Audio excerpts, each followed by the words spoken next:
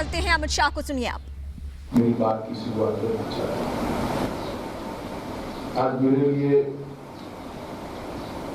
बहुत सौभाग्य की बात है कि जिस दिन चैतन्य महाप्रभु और श्री रामकृष्ण परमहंस का जन्म हुआ, उसी दिन मैं आज युगाचार्य प्रणवानंद जी के यहाँ पर 8 साल बीते उस जगह पर चेतना प्राप्त करने हेतु मैं उपस्थित हूँ। भारत सेवाश्रम संघ की स्थापना प्रणवानंद जी ने उस समय करी जब इसकी सबसे ज्यादा जरूरत देश को थी, देश की जनता को थी। और उस वक्त स्वधर्म और स्वदेश और स्वराज इसकी बात करना और इसके बारे में चेतना को जागरूक करना, इसकी नितांत जरूरत थी। तब स्वामी प्रणवानंद जी ने भारत सेवाश्रम संघ की स्थापना की और इतने सालों तक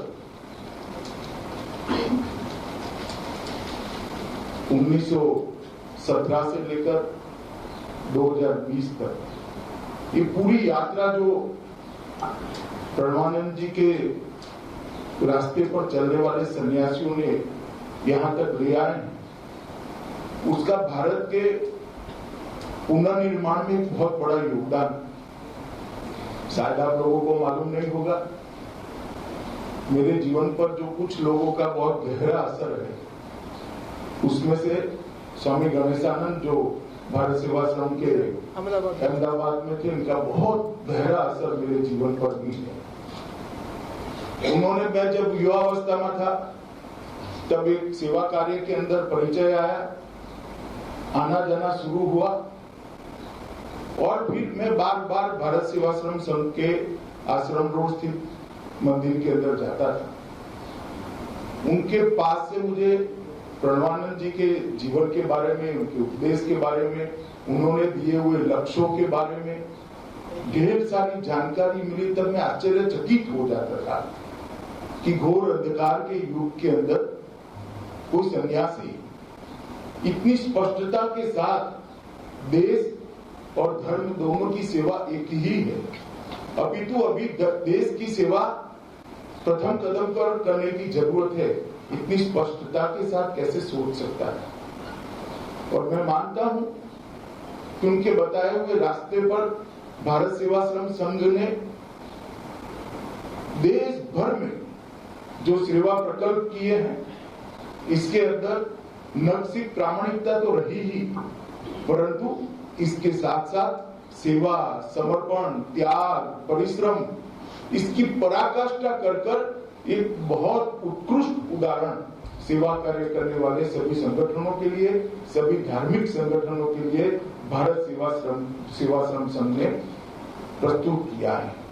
और मुझे श्रद्धा है कि यही रास्ते पर अनेक सालों तक, अनेक दशकों तक ये संस्था मां भारती की सेवा करती रहेगी, हमारे धर्म की सेवा करती रहेगी और सबको संगठित कर हमारी कल्पना का हिंदुस्तान बनाने के लिए निश्चित रूप से ही आप सब प्रयास।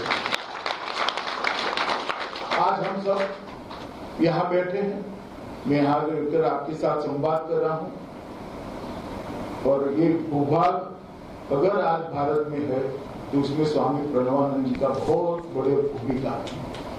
अगर उन्होंने ये प्रेरणा श्यामा प्रसाद जी को न दी होती और बंग न होता तो शायद यहाँ पर आप बांग्लादेश में।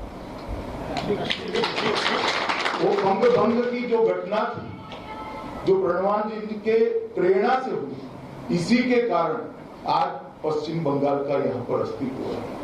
और मैं मानता हूँ कि विभाजन के उस वक्त में जब बड़ी आपादापी थी, स्थिर बुद्धि के साथ चिरकाल तक देश पर असर पहुंच सके ऐसे देश हित के निर्णय जो हुए, इसमें श्यामा प्रसाद जी और स्वामी प्रणवानंद का बहुत बड़ा योगदान है।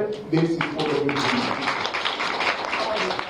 और मैं आज भी मानता हूं कि इन्होंने स्वधर्म और स्वराज की जो बात करी थी वो तभी पूरी से हो सकती है जब उनकी कल्पना के भारत की हम निर्मित करें।